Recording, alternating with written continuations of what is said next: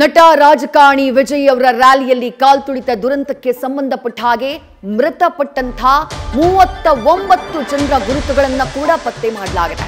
39 ಜನರಲ್ಲಿ 17 ಮಹಿಳೆಯರಿದ್ದಾರೆ, 9 ಜನ ಮಕ್ಕಳಿದ್ದಾರೆ. ಆ 9 ಜನ ಮಕ್ಕಳಲ್ಲಿ 4 ಜನ ಗಂಡು ಮಕ್ಕಳು, ಇನ್ನು 5 ಜನ ಹೆಣ್ಣು ಮಕ್ಕಳು, ಸಣ್ಣ ಸಣ್ಣ ಬಾಲಕರು. ಮೃತರ ಕುಟುಂಬಸ್ಥರ ಆಕ್ರಂದನ ಮುಗಿಲು ಮುಟ್ಟಿದೆ. ಆಸ್ಪತ್ರೆಯ ಮುಂದೆ ಶವಾಗಾರದಿಂದ 28 ಮೃತದೇಹಗಳನ್ನ ಮರಣೋತ್ತರ ಪರೀಕ್ಷೆಯ ಬಳಿಕ ಕುಟುಂಬಸ್ಥರಿಗೆ ಹಸ್ತಾಂತರ ಮಾಡುವಂತಹ ಕೆಲಸ ಆಗಿದೆ. ಸರ್ಕಾರದ ವತಿಯಿಂದ ಆಂಬ್ಯುಲೆನ್ಸ್ನಲ್ಲಿ ಮೃತದೇಹಗಳನ್ನ ಅವರವರ ಊರಿಗೆ ರವಾನೆ ಮಾಡಲಾಗ್ತಾ ಇದೆ. 39 ಜನರಲ್ಲಿ 32 ಜನ ಕರೂರಿನವರೇ. ಇನ್ನುಳಿದವರು ಅಕ್ಕಪಕ್ಕದ ದಿಂಡಿಗಲ್, ತಿರುಚಿ, ತಿರ್ಪುರ್, ಸೇಲಂ ಈ ಜಿಲ್ಲೆಗೆ ಸೇರಿದಂತಹ ಜನ ಕೂಡ ಇದ್ದಾರೆ. 32 ಜನ ಕರೂರಿನವರೇ. ಆಸ್ಪತ್ರೆಯ ಮುಂಭಾಗದ ದೃಶ್ಯಗಳನ್ನ ನೋಡ್ತಾ ಇದ್ದೀರಿ.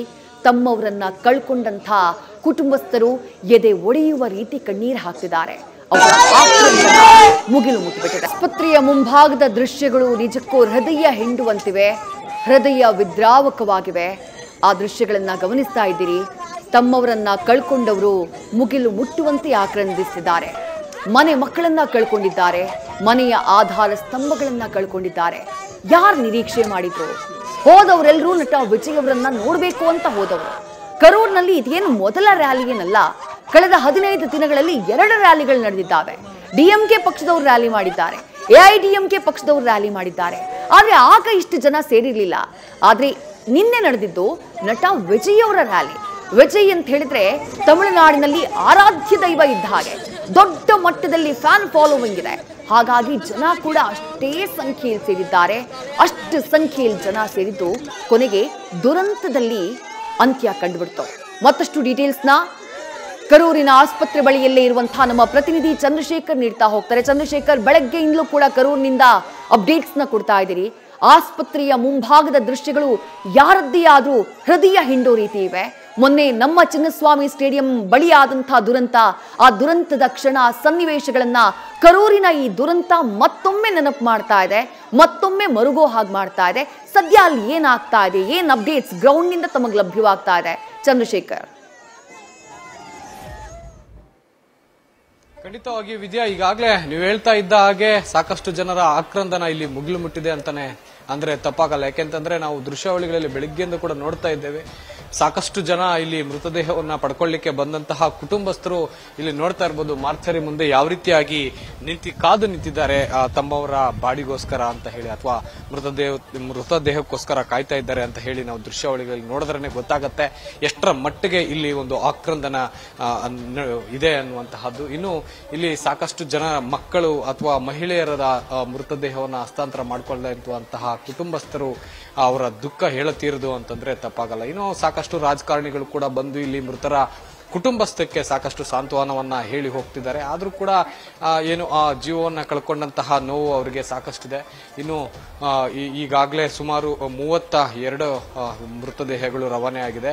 ಇನ್ನು ಕೂಡ 7 ಮೃತದೇಹಗಳು ಒಳಗಡೆ ಇದ್ದಾವೆ. ಅವು ಕೂಡ ಎಲ್ಲರದು ಪತ್ತೆ ಆಗಿದೆ, ಅಂದ್ರೆ ಯಾರ್ಯಾರ್ದು ಅಂತ ಹೇಳಿ ಈಗಾಗಲೇ ಗುರುತು ಪತ್ತೆ ಆಗಿದೆ. ಅವ್ರಿಗೆ ಏನು ಈಗಾಗಲೇ ಉಚಿತವಾಗಿ ಸರ್ಕಾರದಿಂದನೇ ಒಂದು ಆಂಬ್ಯುಲೆನ್ಸ್ ವ್ಯವಸ್ಥೆಯನ್ನ ಮಾಡಲಾಗಿದೆ. ಅವರನ್ನ ಅಂದ್ರೆ ಅವರ ಮೃತದೇಹವನ್ನ ಅವರ ಮನೆ ಬಳಿ ತಲುಪಿಸುವಂತಹ ಕರ್ತವ್ಯಕ್ಕೆ ಅಥವಾ ಕಾರ್ಯಕ್ಕೆ ಇಲ್ಲಿನ ಸರ್ಕಾರವೇ ಮುಂದಾಗಿದೆ. ಇನ್ನು ಅದನ್ನು ಹೊರತುಪಡಿಸಿದ್ರೆ ನನ್ನ ಎಡಭಾಗದಲ್ಲಿ ನೀವು ನೋಡಬಹುದು, ಇದೇ ಒಂದು ಮೆಡಿಕಲ್ ಆಸ್ಪತ್ರೆಯಲ್ಲಿ ಸುಮಾರು 100 ಮಂದಿ ಚಿಕಿತ್ಸೆಯನ್ನ ಕೂಡ ಪಡ್ಕೊಳ್ತಾ ಇದ್ದಾರೆ. ಅದರಲ್ಲಿ 38 ಜನರ ಒಂದು ಸ್ಥಿತಿ, ಅಂದ್ರೆ 48 ಜನರ ಸ್ಥಿತಿ ಗಂಭೀರವಾಗಿದೆ ಅನ್ನುವಂತಹ ಮಾತುಗಳನ್ನು ಕೂಡ ಇಲ್ಲಿನ ಅಧಿಕಾರಿಗಳು ತಿಳಿಸ್ತಾ ಇರುವಂತಹದ್ದು.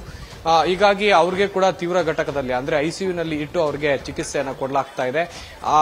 ಹೋಪ್ ಆರ್ ದ ಬೆಸ್ಟ್ ಅನ್ನುವಂತ ಮಾತುಗಳನ್ನ ವೈದ್ಯರು ಕೂಡ ಹೇಳಿರುವಂತಹದ್ದು. ಅದನ್ನ ಹೊರತುಪಡಿಸಿದ್ರೆ ಈಗಾಗಲೇ ಡಿಸಿಎಂ ಉದಯ್ ನಿಧಿ ಅವರು ಕೂಡ ಸ್ಥಳಕ್ಕೆ ಬಂದು ಏನು ಈಗಾಗಲೇ ಪರಿಹಾರ ಘೋಷಣೆ ಮಾಡಿದ್ದೇವೆ, ಆ ಪರಿಹಾರವನ್ನ ಮುಟ್ಟಿಸುವಂತ ಒಂದು ಕೆಲಸಕ್ಕೆ ನಾವು ಮುಂದಾಗ್ತೀವಿ ಅನ್ನುವಂತ ಮಾತುಗಳನ್ನ ಹೇಳಿದ್ರು.